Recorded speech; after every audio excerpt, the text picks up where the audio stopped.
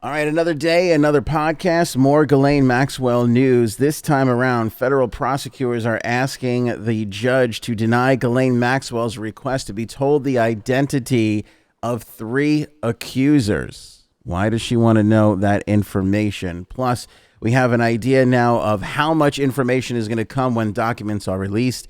And they're also going to deny her request to go into genpop. Frankie C is here with us to talk about all the latest. And once we get past some of the Ghislaine Maxwell news, we'll get into Fresh Prince and some of the other things that are going on in the world. How you doing there, Frankie C? Doing all right. Sweating it out today. It's a little hot out there, but we're getting through. We're making it happen. All right, so here's the latest, and this is pretty interesting. Ghislaine Maxwell, there's sealed documents on who three of the identities of these women are being protected right now. So Ghislaine and her defense attorneys don't know who three of the women are, and they're asking for this information right now. And prosecutors are basically saying that this is ridiculous. That it's witness protection. What are you talking about? Why would you think that you're going to know who these people are? put them on the old suicided list. I think that's what the.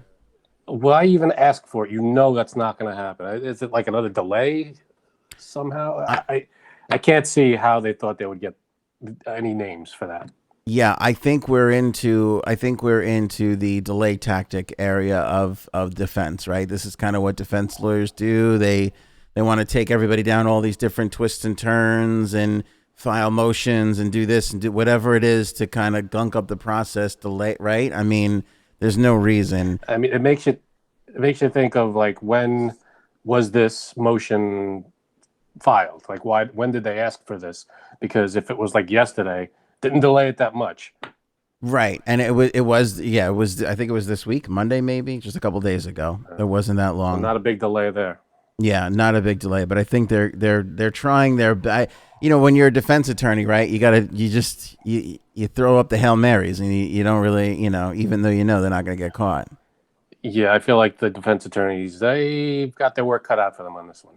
Now, obviously, they're going to get to know at some point, but they're a few months away from the pretrial discovery period. So they're going to have to let them know at some point, but it's way too early right now. And again, the trial is looking at a 2021 start. I believe December at some point is when they're going to have to inform them. But letting them know now is kind of completely ridiculous because, like you said, then it can get out there. Why do they need to know right now? And also, don't you think do you think she knows who these people are? Or do you think there's been either she knows or there's been so many that she's forgotten, and it could be three of God knows how many?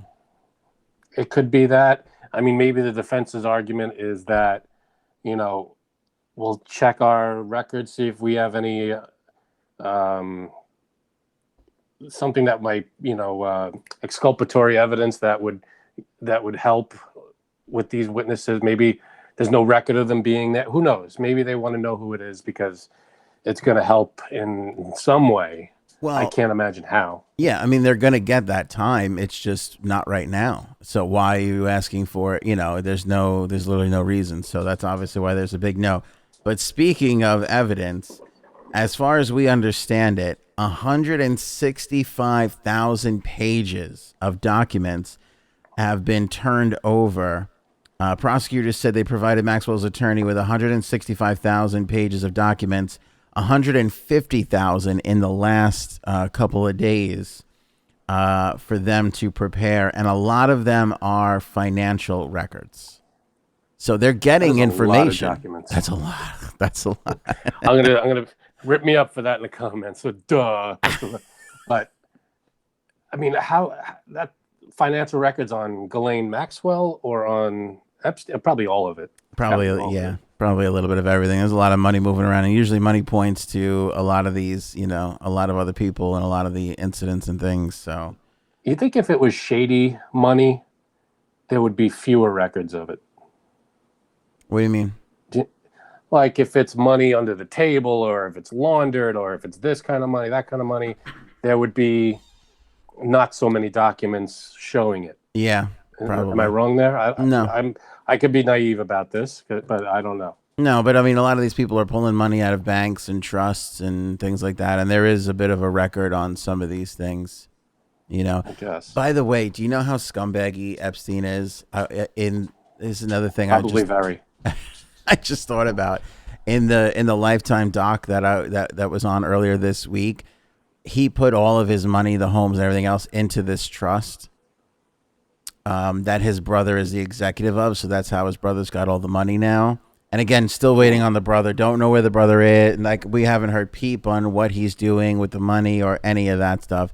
I couldn't imagine if I found out my sister was doing these things. I couldn't imagine like keeping this money, and I wouldn't put it above my. I'm just kidding. Sis, I love you. There's nothing. Never did anything shady. But no. But that's something. Yeah, you donate whatever you can to. Yeah, you should be helping victims. Yeah, exactly. But he put it in this trust, and essentially that's going to make it exponentially more difficult for victims. Exponentially, they're going to rip that. What? Exponentially. What did I say? Exponentially. You did say exponentially. Oh man, there I go into the. There it goes. There it is. It's going to make it increasingly more difficult to get to claim any sort of money back. You know, like for the victims, like for the victims to be able to get any sort of monetarily award here. But if it's in a trust and it's illegal money, dirty money, that trust is not valid. I would imagine. It's not illegal money. I mean, it's not, as far as we know, it's not illegal money. I mean, yeah. You know, I mean, all of it, the property, everything, they're selling the property. They're selling the property. Yeah, the trust. Yeah, so his brother's clearly doing something. I mean, so there's 110 million right there. Which is crazy because there's so much money. I mean, from what I understand, he had a lot of money to begin with, you know. 110 million in property alone.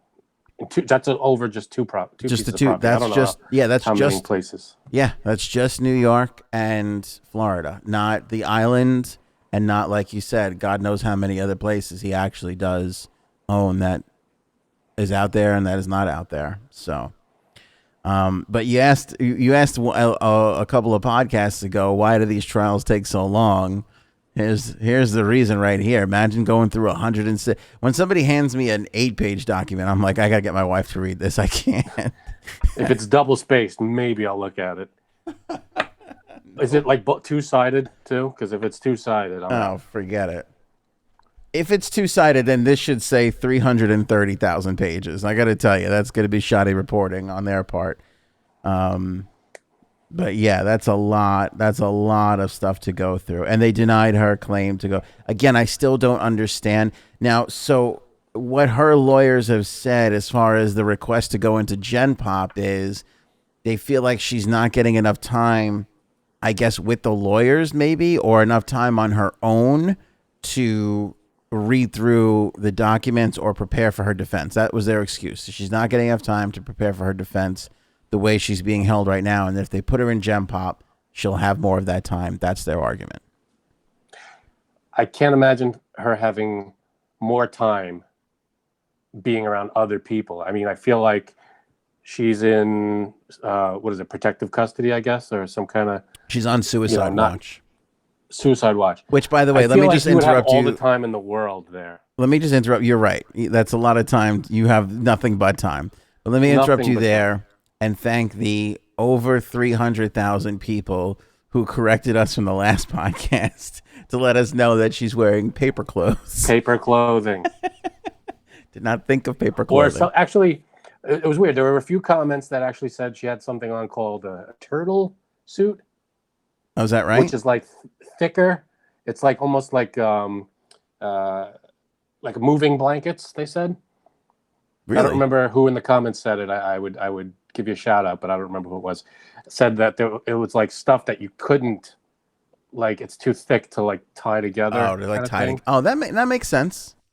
That makes sense. You either go one of two ways. You go Yeah, super I don't know. thin like paper, or you go super thick. Yeah, because you can't tie like a moving cloth together. That makes sense. Right, like picture like wearing like a throw rug. You can't Yeah, really tie that up yeah, into a knot. that makes sense. So either or, however they're doing it, but they're keeping an eye on her and everything else. I mean, I I don't know how the prison system works. I mean, I guess could you ask for another hour of putting her in a room with the lawyers, or another room with the documents to give her a chance to read a little bit more? I don't know. Yeah, I mean, I'm sure there are looser rules maybe if you're in Gen Pop with that stuff with getting visitors, Yeah. but you have to. I mean, for any defense, you have to have time to go over your stuff with your lawyers. I don't know why being in on suicide watch and protective custody and in jail, you would have no time. I feel like that's all you have. That's all you have. Maybe they're not giving her the time with the documents, or not giving her time to talk. I mean, you can't leave her in there with a pen or a pencil. That's for sure. Like you can't. You know. Yeah, I would but I even feel be. like if God, I was gonna say I would even be nervous leaving her in there with the paper. Who knows? She'd paper cut herself to death. You know what I mean? Like you can't. death by a thousand cuts. But I feel like as long as my lawyers have all the paperwork, they're the ones going to be doing the talking. You know, they would understand what to do more than I would. You know what I mean? I Yeah. feel like they're building the defense. Yeah, you need to be involved, but Gen Pop is probably not the best idea for someone like a Ghislaine Maxwell. Yeah, I mean, they're to me, you're setting her up to get popped. You know, there's just no two Yeah, ways about it. I mean, why would you feel comfortable in prison if you're that kind of that's like a known thing. If you have anything to do with this kind of crime, you're in trouble in general population. It's Yeah, that's like a known thing. like I feel like this is something that we're gonna find out about years later, after all is said and done, and like the defense lawyers start writing their books and becoming pundits, which seems like all these high profile defense lawyers eventually become. Which is that they'll probably get to that point where they ask that question, like, "Hey, why did you ever ask?" And they'll probably give the answer. Which my guess is, like, I wonder if it's the kind of thing where, like, when you go to buy a house and you make an offer and they have to present the offer no matter how ridiculous it is. Maybe, Yeah, they got maybe to this do is what the they're thing. told, kind of thing. Yeah, maybe this is the thing where she was like, "Hey, you got to put this request in for me," and they couldn't not do it. I don't know. That's possible. I just don't see her motivation unless she maybe knows people in there. Like she has, I don't know if she has friends there, No. but no, probably not. But the other weird thing is, I don't know how popular these attorneys are. Like, I feel like with every high profile case, we know the names of the attorneys, and they're in public giving interviews as everything's going on. I don't think we've heard much from these people yet. No, a lot of what's being reported is lawyers for Maxwell or the defense attorneys. Their names aren't really. I mean, I think we'll get there once the trial. Yeah, Obviously, once the trial begins, we'll get there. But yeah, get press conferences, things like that. yeah, yeah, there's not a lot of that stuff. But there's a lot of documents coming. So, we'll Yeah, it see. looks like this is going to be a long time before we see a trial. A long time. They sort of outline some of the dates. Like I said, they have till December for. I think till December is the discovery deadline, and then there's a couple more months of pre-trial, whatever. And I mean, it's going to be a long. It's not like this thing is starting like January 1st, So, Right. um, and she's still, I believe she was on suicide watch. Oh, she's no longer on suicide watch, her lawyers wrote, despite the fact that she, unlike Mr. Epstein, has never been suicidal and was never diagnosed as exhibiting risk factors for suicide. She has been subjected Uh, to numerous body scans and cell searches. she's not on suicide watch, so now she's just in solitary or what, Yeah, protective custody, I think it's called. prosecutors told the judge that the Bureau of Prisons decided against moving Maxwell for reasons including safety, security, and the orderly functioning of the facility. The government understands that the Bureau of Prisons that it will continue to evaluate where the defendant should be housed within the facility, and that the defendant will be placed into the general population if and when BOP is assured that such a placement would not pose a threat to the orderly operation of the institution. That's huge. Taking her off a suicide watch.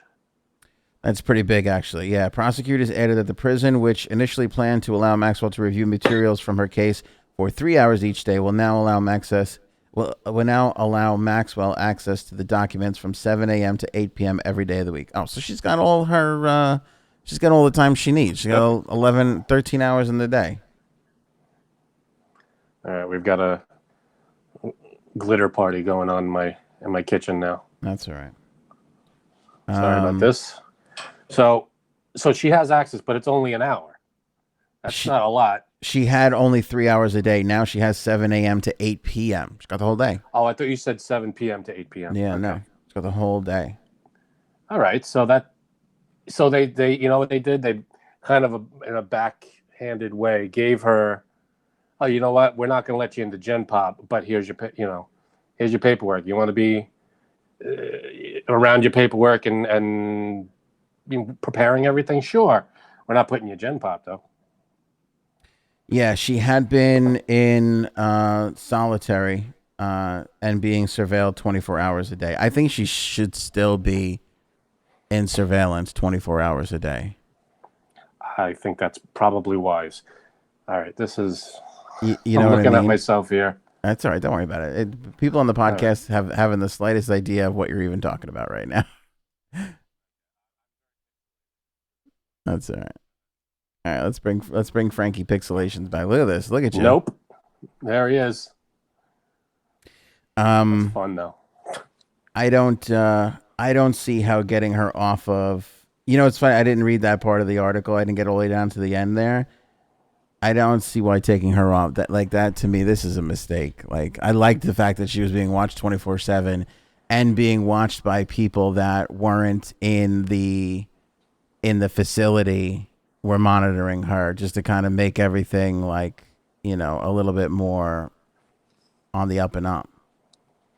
Yeah, why can't she not be on suicide watch and be watched all the time?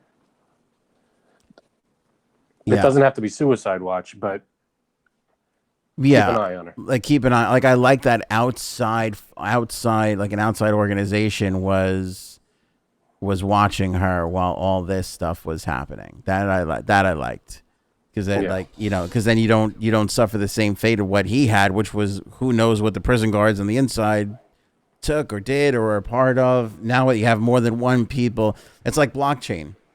Like when you have more than one person checking on it, you can keep it honest. You can keep it now with Epstein. Is that over? Are they investigating that at all? Or it's a suicide, we're done? I think the interesting thing with that was after he died, they let the victims still have their say in court, which was like an unprecedented move, like that never was allowed to happen before. But I believe, and don't quote me on this, but I believe it's all said and done. I don't think that there's anything else that can come of it. So they're not investigating it anymore? No, I don't. I believe. Well, that's it. I think this has shifted the focus of the investigation onto her, right? Because then she becomes your best bet of getting answers. But I feel like that's two different matters. Jeffrey Epstein's death and this entire, the abuse trial. That should be two different investigations. No, because it's the same people.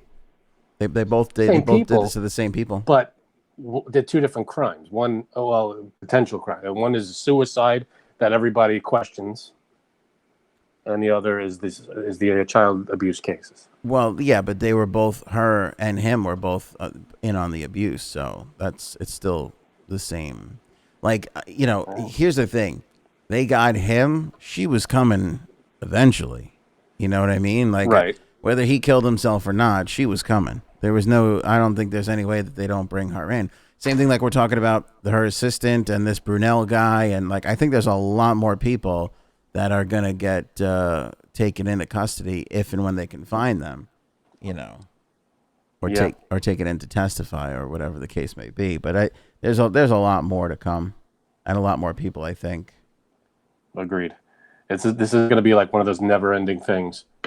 I feel like at least with comparing it only because it was the huge trial of that decade. OJ, from the time he was arrested to the beginning of the trial, I feel like was a mere matter of a couple of months, maybe. Right? I feel like the crime occurred in June. I think I might be messing these up, but I think the crime occurred in June, and then the trial started in like September or something. Yeah, that I don't know. I don't remember. So I'm sure there's more to this one because of all this paperwork and all the evidence and whatnot. But this seems like it's going to be dragged out for a long time. And hey, that's what happen. Yeah, you got to let justice if out that's there. what has to happen, that's what has to happen. Yeah. Where do you want to go next? Fresh Prince. There's some Ellen news. Let's go Fresh Prince, and then we'll hit up Ellen news. Now, so apparently, the Fresh Prince of Bel-Air, which everybody loved that show. Where do you put it into? Where do you put it on the pantheon of sitcoms? The pantheon of sitcoms. It's in the top 10. Really? I was going to say top 20, but okay. I would think top 10. I mean, it's iconic. It was huge. I mean, the 90s, you think of the 90s, Fresh Prince, everybody could still sing the entire theme song. Yeah. And it's long. There's a lot of words in that. Yeah. But I feel like it was iconic. I mean, how many years was it on? I don't even know, but it was like at least 8 or 9 or something. Yeah. But they're rebooting it now into a drama series. Yeah. It's going to be an hour-long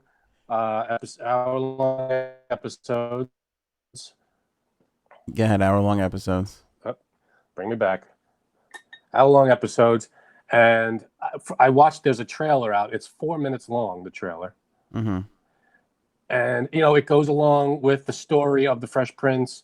He has rough times in Philadelphia. So his mom sends him to live with his uncle in Bel-Air. And it's the same cast, I guess, of characters. Not the same cast, but the same characters. It's his uncle, his aunt, his cousins, his mother, him. From what I see I don't recognize any of the actors in this. That the new Fresh Prince right there? I think that's it right there. Yep, so the trailer's online. Looks like they're in West Philadelphia right there. I mean, I know that's where he was born and raised. It's just the interior of the bedroom, but it kind of feels like where he was born and raised in West Philadelphia. It could be. It could very well be. And it looks like this is where he was spending most of his days. B-ball outside of the school. Yeah. I mean, I don't see a school, but I think your assumption that that's outside of school is a safe assumption. I think there were a couple of guys there who were up to no good. Looks like that guy right there. That guy looks like he's up to no good. That guy. Yes. He was up to no good. He's starting trouble in this neighborhood. So, anyway, it's weird because a few minutes into this trailer, you see, I guess it's Carlton, and there's like a split second of him doing the Carlton dance. Really? So, fans of Carlton, the dance is alive and well in this new reboot, it looks like. Nice. Bringing all the drama, but keeping the Carlton dance in there. You got to have the Carlton dance. That's like another iconic thing from that show. Yeah, that's pretty good. Now, why this has 6 million views already, this trailer? It's big. It's going to be huge, I think. So Will Smith heard of this idea, and it came from a fan-made trailer that went up on YouTube. Oh, maybe is that what? Hold on. Is this what I'm watching? The fan-made trailer? Is that what I'm watching? No, that's the official trailer. But it's based on a trailer made by Morgan Cooper, a guy named Morgan Cooper, and it went viral on YouTube. Will Smith actually caught wind of this and liked the idea, and he's producing. So Will Smith is on as producer. Cool. So we will see. So it looks good. I think I might have to check this out. Well, here's the thing with these things. I gotta check out all of them. Like, Who's the Boss is coming back. Ren and Stimpy. That's true too. Beavis and Butt. Ren Like, and Stimpy. Oh, I'm in on that one. yeah, it's all coming back. I'm gonna check out all of them. The beginning, but how many you're gonna wind up sticking with is gonna depend on how good each one of these things are. Like Fuller House. The beauty of the original Fresh Prince was he was in a bad situation and he got put in a better one and he thrived, and it was a positive. It was a fun journey to go on with him. Right. Like after that, like I could see them making a serious drama out of pre-Bel-Air stuff, like going back and showing, all the things. But how do you keep this dramatic go? After he makes it to Bel-Air and Uncle Phil's there and everything. Well, I think a lot of it is going to be revolving around this. He's a street smart kid among book smart people. So it's going to be him fitting into this new lifestyle. I think, mirroring kind of the Fresh Prince of Bel-Air, the original. He had to adapt to his new life. And I'm sure there's going to be back and forth. His mom seems to be more involved in this one. I feel like in the original, the mom came back every now and then. Right. So that I'm sure there's going to be more connections to Philadelphia, maybe, from what I see in the trailer, anyway. And so I don't know. I think it looks good. I think it has potential. Is Rocky in it, or at least the Rocky statue? I feel like the Rocky statue should be in. Like, I feel like everything in Philadelphia, no matter how serious, if they're gonna show Philadelphia, you should have at least a quick pan shot of that Rocky statue. Like Hollywood, you gotta have they should have kept that going. How else are you gonna know you're in Philadelphia? Exactly. That stupid bell that nobody, I don't even know if that's real. The Rocky statue is real. I've seen that. It's got a crack in it. What are we doing with that bell? No cracks in the Rocky statue. Anymore. Last time I checked. Even where Rocky hit it with his helmet. Yeah, that is pristine. That's right. Can't crack that Rocky statue. Nope. This looks good. It looks like they're still having fun. Like, it looks like there's still some laughs in this. It's just going to be more of like an hour long. Sure. Yeah. I feel like it's going to be like a Riverdale. I only watched like an episode or two of that. Right. But it's like just a serious take on a comedy. Like Riverdale is Archie comics. And this is going to be a serious take on that. And I think there's potential there. Which makes sense because you know what? The cheesy, corny, laugh track sitcom is very few and far between in society today. I mean, it's not like they're totally dead. They're still around. But I feel like they only exist and live on the networks, on CBS, NBC, Fox. Yeah, a lot of the comedies nowadays are going the way of like Curb and The Office. Always Sunny in Philadelphia. Always Sunny. Yeah, they're more that like documentary shot, multicam kind of a yes. Yeah. Yeah, a little loose feeling, like improv style. And no laugh tracks. And if they do have an audience, it's like the actual audience laughter. It's not laugh tracked. Yeah. Yeah. Hey, it's evolving. TV's evolving. Which begs the question, like, what are they going to do with the Who's the Boss show? Like, when that comes back, because that was a cheesy ass show. I mean, we all watched it, but that had a lot of cheesy laugh track stuff in it. Yeah, all I know that Tony Danza and what's her face? Melissa Milano. Yeah, Alyssa Milano is. They're both in it. I don't know if Judith Light is going to be in on it. And the mother, I think, recently passed away. She died. Yeah, Judith, I think, and the kid, they're gonna the son there. They're gonna pop in, but they haven't. So it's not really gonna be about them. It's more gonna be about the two of them, Danza and Milano. So the question now is, well, who's the boss? Tono, Who's the what?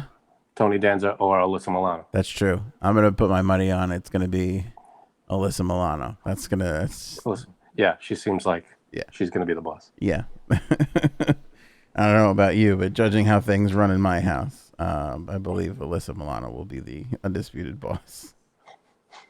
Now, I heard that they're making an Alf reboot. I have not heard this. I hope that's true. For the love of God, we need Alf more than ever. We're literally at the point where there are so many content platforms around and there's not enough content. I mean, with all there is, just think about how overwhelming it is for us to watch stuff. If I said to you, you have to watch stuff, you'd be like, I'll never get. If I said, Frank, I'm going to pay you $1 million a year to just watch stuff, you'd be like, I will never get this done. I'll never get enough. I'll watch it. You'll do it, but like if I said to you, Frank, you have $1 million and you have to watch 5,000 movies this year, you'd be in a panic. You'd be like, I'm not going to be able to sleep. You know, that's how much content there is out there. Yet there is still not enough content for all the content platforms that are out there, which is why they're doing this money grab on IP from the 80s and the 90s, you know, because they already have built-in audiences. You got the built-in audience. You got a lot of nostalgia out there. Everything's coming back. Saved by the Bell is coming back with most of the original cast, I believe. Yeah. So it's all coming back. I saw the trailer for Saved by the Bell was actually pretty funny. They had the caffeine pill bit in the trailer. That was good. You saw that? Yeah, I did see that. That was actually pretty funny. It's amazing how all the stuff that has actually lived on from that show, that I feel like is one of the things that rose to the top. Like that was one of the, you know. Oh, yeah, that was iconic. Again, and I feel like the other thing that I think maybe all of us can agree on is that we really all just wanted to punch Screech in the face. Like he was... Yes. Yeah. Screech was annoying. Screech was extra annoying in whenever they did, I don't know what reboot it was, but they did one where he was like the assistant principal, and he was really annoying in that too. He ruins every scheme or whatever they try to do. He always ruins it, and he's just an annoying pipsqueak. And he deserved a punch. At least I don't know how Zach or Slater at least didn't punch him in the face at least once. Yeah, he deserved a face punch. But I saw a thing where they were like, "Hey, Zach Morris was a real dick," and they super cut like all the things that he did, and he was a real asshole, Zach Morris. Yeah, he was a bit of a jerk. Yeah. And to Screech too, like moved in on Lisa, who was his crush and everything. I always thought that was, even at the time, I thought that was kind of scumbag. That it's like, now it's Lisa, like it was Kelly, and it was this one, and now it's Lisa, like it was that, you know. Well, it's like Friends. Everybody eventually sleeps with everybody. Yes. Yeah. That's where Friends lost me too. I tapped out on Friends. It has to be. When Joey and whatchamacallit started to getting together there. Rachel, yeah. It's like, all right, come on. It's always been Ross and Rachel. I mean, I'm sure there was a configuration. I'm sure there's a configuration of them that didn't happen. Yeah. I think maybe Monica and Joey never happened. But other than that, I feel like they all slept with each other. And the siblings, yeah, they didn't sleep with each other. Well, yeah, that goes without saying. But it's not on camera, not that we know of. Who knows? They're running things with their friends. I don't know. Not going to judge. I'm close with these friends. But it's weird though, because I feel like you and I, we've been friends for a really long time. We've had a long group of friend history, and even though we're all married now, but it never ever did it even come close to anything like that ever happening. No, there's a guide code and a rule that sitcoms never take into account. You don't go out with another person's with your friend's ex or your friend's girl, because if it's really that serious and you are like in love over the top, you ask, and you have to. Yeah. Would you? You have that conversation. You have to ask, the other person. Would you mind if I took out your ass? Yeah. So. Yeah. Um, this just came across in the middle of our podcast. Miley Cyrus divulged that she lost her virginity to Liam Hemsworth at the age of 16. Did Um, they even know each? Maybe they did. Apparently, I guess they did, but yeah, this is I didn't even in know they knew each other. this is in the Post.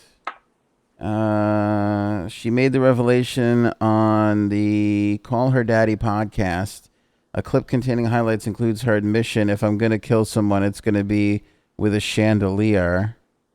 While the short video is made up of out-of-context clips, it was a lie that I held on to for like 10 years, Cyrus relevantly disclosed.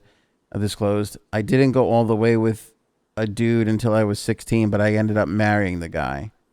It's pretty hard to misinterpret. Cyrus and Hemsworth, who's 30, were first linked in 2008 after they were both cast in the film adaptation of the Nicholas Sparks novel The Last Song. Cyrus turned 16 on November 23rd of that year. The pair got engaged in 2012 but broke things off the following year, only to reconcile in 2015 and eventually marry in December of 2018. The marriage lasted less than a year, with their August 2019 split becoming one of the year's most watched stories. When hours after the story broke, photos of Cyrus kissing Brody Jenner's ex, Caitlyn Carter, were released. Oh, I remember that. She was on a boat kissing another girl. That was a huge story at the time. That's right. Cyrus, who recently split from boyfriend Cody Simpson, also revealed that the first time I ever hooked up with anyone, it was a girl. 2 of them, actually. Good for you. The full episode is yet to be released. Okay, so that's weird. How old was he at the time, though? That's what I want to know. I think that's what everybody's thinking. Right? How old is?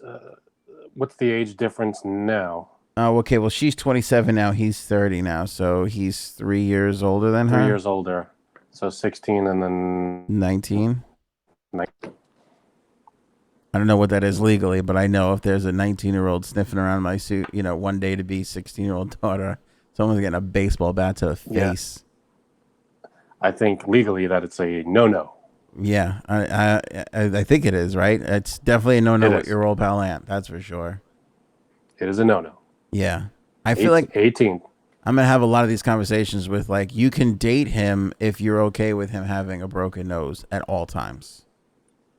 Constant. As soon as it heals, it's broken again. Yeah, I'm going to give him the Joe Pesci speech in Casino. Just around the time that you're coming out of your coma. It's around the time I'll be coming out of jail. And I'll do it all over again. Yeah, that's a definite no-no. Yeah. 18 and over. That's uncomfortable. Okay. And lastly, over at the Ellen show, DJ Twitch, Stephen, is this guy's name Twitch? Is his name Stephen Boss? And he took the DJ name Twitch? Could be. What about him? As somebody who doesn't have a great last name, it pisses me off to watch people that do have a great last name just waste their great last name and come up with another nickname. How could you do that? What was his again? Steven, this says his name is Stephen Twitch Boss. Stephen Boss is his name, and he changes it to Twitch? DJ Boss. Like, how much better is that than Twitch? DJ Boss. That's way better. Asshole. He has broken his silence on the widespread allegations of toxicity at the talk show, claiming there's love behind the scenes. He told Us Weekly, "We can't speak too much legally about it, but I'll say there's been love. Obviously, there's some things to address, but from my standpoint and from countless others, there's been love. I'll just leave it at that until there's a time where we can address more publicly. There's been love, and there will continue to be love." So that's what he said. Yeah, because he's the talent too. I mean, it's not. I feel like Ellen said the same thing, sort of like if there's stuff going on, I didn't know about it. Yeah, which actually I could personally attest to that being true, because I worked at a place and then years later stuff came out, and it I don't even know if it happened when I was there, but the people that it happened with were there when I was there, and I knew nothing about it. And there wasn't even like whispers about it in the hallways or anything. Like it was really like I didn't know anything about it. And I don't really talk about it because it was a pretty big thing, and I didn't want to be dragged into it because I literally knew I didn't know anything that was happening or what was happening or anything. Yeah, sometimes there's people that work there that just do their job and leave and don't interact. Yeah, there you go. And I don't want to know anything. I don't want to go out to bars after work. I just want to go home. See you later. Which is, look, I mean, obviously, I feel like in the Me Too era, we're in for a better time. I always say this: the Me Too era, say what you will about anything. I think we come out of all of this stuff better off than we were before it, right? For the most part, it's only making things better. Absolutely. Yeah, and there's going to be false accusations, and there's a lot of rush to judgment, and people are going to argue that side of it, and I understand. But I think overall we have a heightened awareness of what can happen at the workplace, which again, as somebody who has a daughter, I'm very, very appreciative for. But that being said, with all the serious stuff aside, the one great thing is, like, I feel like it's so much more socially acceptable now to blow off work functions or post-work functions. Oh yeah, I hated. When I worked at a place where everybody was like, "Yeah, we're going to happy hour after."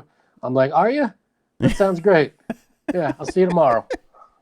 Yeah, because how many times? No desire. How many times? And then you get judged for not wanting to be a part of all that, and it's like, I feel like that's a little bit more acceptable now because we're in this, era of like, hey, I don't want to have, I don't want to be put in situations or witness situations or anything. I'm gonna go home. Yeah, just alcohol and people being just everywhere, and plus, well, now we can't go anywhere. Well, yeah, but yeah, no, it's people when you get older too. You just don't want to. You want to go home after work. You're tired. I don't have the energy to go out after work.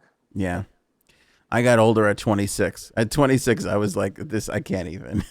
I was like, I can't be a part of any of this anymore. Yeah, please stop inviting me to things. I'm going home. I'm watching TV. I'm playing a video game, and I'm passing out.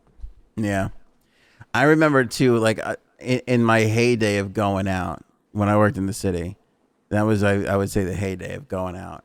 In that heyday time period, when that started to slow down a bit, and I had gotten back together with all the people that I used to work with, that last time we were like marathon runners in the last quarter mile. We were all just like leaning over and just like breathing a little heavier. This is it, guys. Just sweating and throwing no water in your face. Feel like, man, we had a good run. This is it. This is clearly the end. Clearly we can't handle this. Me and you, we used to go out. We used to go all night. I used to have to work Sunday morning. I used to have to be at work to open the place. So literally unlock the doors. I had to be there at 7 a.m. Sunday morning. And we used to go out Saturday, and I would get home at like...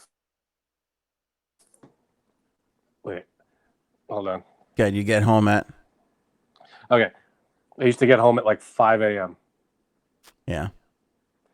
And I would go home. I wouldn't go to sleep. You can't, or else you're not going to get up.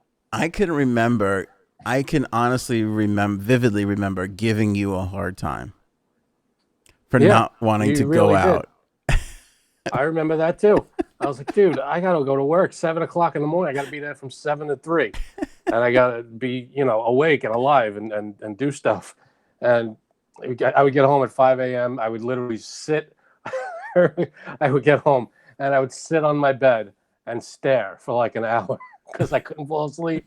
And I didn't want to turn the TV on and wake up everybody. And I was just sitting there like, and I would take a shower and then go to work. And that would be it. And I'd start my day. I'd be a zombie. 3 o'clock came. I'd go home and I'd sleep till Monday. I remember those days. I remember vividly saying, "Come on, man, don't be a dick. We can go out for a little bit." Yeah. You were a bad influence. We can go out. We can go out and have a good time. Yeah. We'll have you back, dude. We'll be back at 1 to the latest, and then like 4:30 in the morning we'd be there. They're turning the lights on in the bar, and we're like, I guess it's time to go home. Because every place in the world is closing. My wife and I will reminisce about those times too, specifically at 8:45 on Saturday night when we're about to pass out. Like, yeah, and it's hard. I can't even think about it without yawning and getting tired. It's ridiculous. yeah, 8:45 on Saturday when you're about to pass out. You're like, remember when we'd be just starting to make phone calls about where we were gonna go. It used to be you do that, you go out till 4 or 5 in the morning. Now my dinner makes me tired. Oh yeah. Just eating, just having a meal, and I'm exhausted. I'm like, I can't picture taking the garbage to the curb. I'm gonna go out. I don't want to do any of that. Yeah. I'm getting back to the point where for a long time I wasn't eating lunch. Like I'd have like a shake or something or just like a little snack. I think I got to go back to that because like I'll have a turkey sandwich and I'll be like, I need a nap. I got to take a nap after this. Like, I don't know what happened. What happens to our energy? I don't know. There's only a way we can bottle that youth energy. You know what I mean? And hold on to it. Is that what's going on with all these energy drinks? Is that what they're doing? I think that was their motivation for this? That's what Monster Energy is made out of. Yeah. It's definitely energy, just pure energy, get you through a dinner. Yeah, totally. Still getting comments from the last podcast about the paper clothes. That shit is still all right. Well, you know what? Not all. I'd say 95% of them were legitimately just trying to help with the terms and give us more information, which we appreciate. I do. I really I appreciate all the comments, even the nasty ones. If you took the time to write something. That means you listen, and we appreciate it. All right, we'll leave it there. Still on the 3-day-a-week schedule, which I think is working really well. Everybody seems to be enjoying the 3 pods a week. So Monday, Wednesday, Friday, they come out around 7:30, which is kind of what we've been doing. So we'll keep that going. So look out for that. Tell a friend. A lot of people have been telling friends and family that we're here, just talking about the day's events and keeping a hard eye on it. You know what's cool? Yeah. I look through the comments, see people listening in Europe, Australia. I think South Africa I saw a comment from.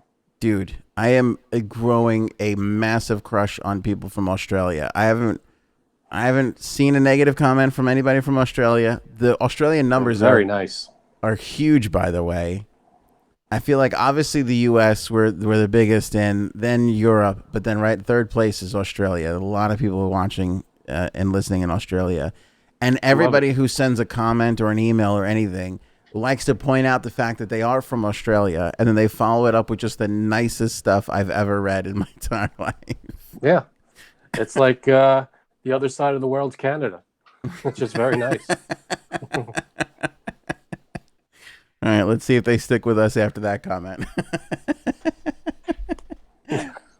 It's nothing negative. It's everybody's nice. Canada and Australia, all nice people. You guys are like Canadians. You're just over on the other. You're on the other side of the. You flip it over and spin it around. You're Canada Junior. Yeah. Or Canada's Australia Junior. Either way. We just lost some flat earthers with that comment. Okay. Yeah. There is no other side of the planet, idiot. Look it up. There's YouTube videos. So that's it. So that next one. Remember to rate and review on Apple Podcasts, and of course, like and subscribe on Facebook or YouTube. And as always, if you watch this, you can take an audio-only version of this with you wherever you go: Stitcher, TuneIn, Apple Podcasts, Google Podcasts, and Spotify. We're on Spotify before Joe Rogan. Suck it, Joe. We did that? He's going exclusively to Spotify. He signed a $100 million deal. Remember, we talked about it one day. That's true. And what was our deal? Free? Got it. Okay. All right, that's it. We'll see you on the next episode. Have a great one.